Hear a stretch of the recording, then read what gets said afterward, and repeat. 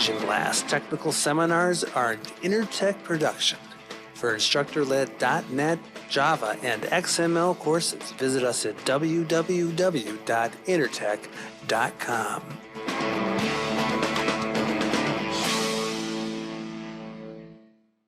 The UI library that they provide will have widgets, it'll have themes, animations, and other effects. This library is not part of that jQuery course. So what we saw at the beginning of this presentation, you're not going to have these available to you. You will need to do an additional download.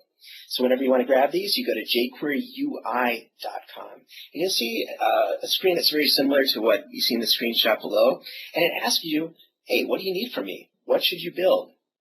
And the reason it's asking you to build your download is so it can provide you with the smallest deliverable possible. And the way that you start to find out about what you need for your project is you start looking at some of your widgets on this website. And when you look at the overview, you'll see a list of dependencies. Those are the things you're going to need to download from that particular page. So you pick out all of the different widgets that you want, you download them, you have your package. The different types of components that you have available through this library. We've got the UI core. This is just really the base classes for all the different plugins. There are different interactions, so you can do dragging and dropping, and you can do sorting. There are widgets such as tabs, progress bars. I'll show you an example of a date picker. And more special effects. We saw some fade in and fade out that are provided by the core, but if you want something like explode or shake or highlight, those you're going to need to down as an additional download through this UI library or through some other third-party plugin.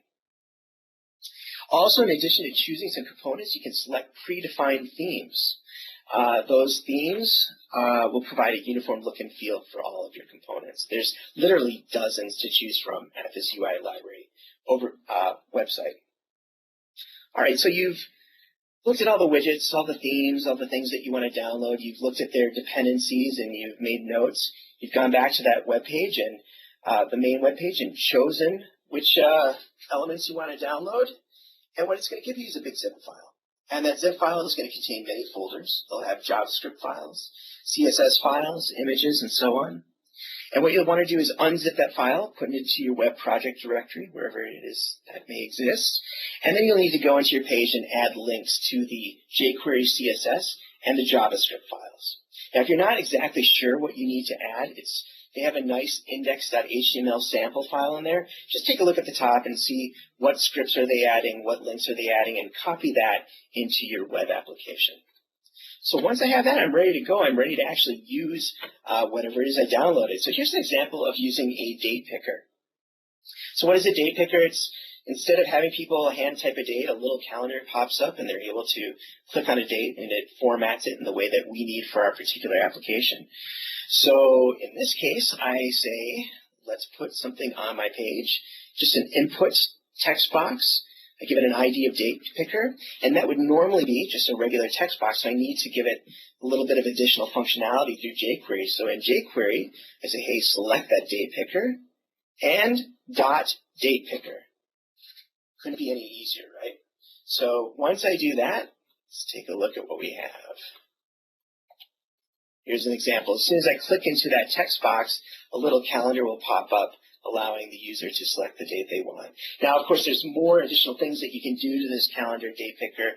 If I want different styles, how I want that date to be formatted once they select the date. Maybe I want to give a range of specific dates that are available. All those can be done and custom set through the UI library. For complete documentation and demos of the UI library, you can go to jQueryui.com/demos. All right, it is 1 o'clock, so I know some of you have to drop off at this point. I want to thank you for your time. If the rest of you want to just hold on for just a minute, I'll try to get to a few of your questions. But here are some jQuery resources that we have available. And again, there's going to be an email that's sent out to you guys later where you can download these slides. That's why I'm going through them, some of these links a little bit quickly. But we also have some free learning options here at Intertech. So we've got blogs. I mentioned we have Twitter and Facebook and LinkedIn. Really encourage you to sign up to those resources. this is where we announce a lot of our free classes, such as the one you've taken today. All right, so what did you learn today? You learned what jQuery is and why you should care. We looked at the basic setup, where you're able to download jQuery, the difference between the production and the development versions, what you need to add to your web project code so that you're able to use the JavaScript file. We looked at the basic syntax, where we saw what the jQuery identifiers are, the $ and the jQuery identifier, part of the syntax of method chaining. We looked at different technical areas of jQuery, selecting elements, something we do over and over again on our web pages. We saw that they have different AJAX utilities available for us, a simple way of handling DOM creation, traversion, and manipulation. Looked at how we're able to bind and unbind different events to different elements of jQuery. And, of course, how to add styles, effects, and different widgets. So on behalf of myself and Intertech, I do want to thank you all for joining us. And just remind you again, Intertech, we have a lot of free content. If, check out the resources I just mentioned before. Also, I encourage you to go to our webpage and sign up for our newsletter. The registration for the newsletter is at the bottom of the homepage. I'm going to mention this a little bit before. I am a trainer myself here at Intertech, and one of the classes I'm really trying to push here is the AJAX class. I'm very, very, very excited about that. So if you enjoyed today's seminar, I encourage you to check out the complete AJAX for Java class that I am offering. But we've got a lot of different training available for us, and we do the format delivery in many different ways. We have instructor-led public and on-site classes. We have night classes. We do virtual classes, which you're doing right here. And we also are starting to offer self-paced studies. If you have any questions on this, feel free to send me an email or give a call to 651-994-8558. In addition to training, we also offer consulting here at Intertech. Our brand here is instructors who consult, consultants who teach. So there's a lot of cross-pollination here at Intertech. We do offer services, everything from the developer to the architect. So again, for more information on that, please call 651-994-8558. And at this point, I'm going to try to take a few questions here. If you have a question, you can add that at the top of your meeting. There should be a Q&A where you're able to add questions. And let me see what I can answer here. While you're going through those questions, Jason, this is Dan again. Just a reminder, this session was recorded, so we will make the session available for playback probably later today as well. We'll provide a link for the slide downloads in that same email. So thank you again for joining, and back to you, Jason. All right, let me take a look at some questions here. Question is, does jQuery work on iPhone and iPad versions of Safari? I have not tried iPad personally.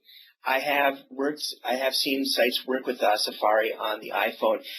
The thing about jQuery is that it's JavaScript. I mean, it's just a library that's built around JavaScript, so it's not a new programming language that the phone needs to be aware of.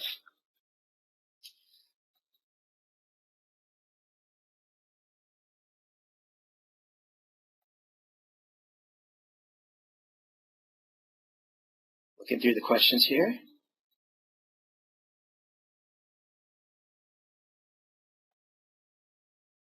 I'm sorting through a few questions here. They're asking when to get the presentation. So what is the best book for jQuery, or is the online documentation enough? I listed in the resources section of this presentation some of my personal favorite books on jQuery. Here's what I found through my research, that the documentation on the jQuery site is really, really good in terms of being able to understand the syntax of a particular function. In terms of looking at the bigger picture, I found that the books that I've recommended did a lot better job at that. You'll get to a point where you'll be like, all right, I get it. I get the different types of functionality that are out there. There's selection, there's DOM traversals, there's events, there's AJAX utilities. And once you get a really good feel for that, you're probably going to just start to rely on the online documentation at the jQuery org site itself. But again, the books that I've mentioned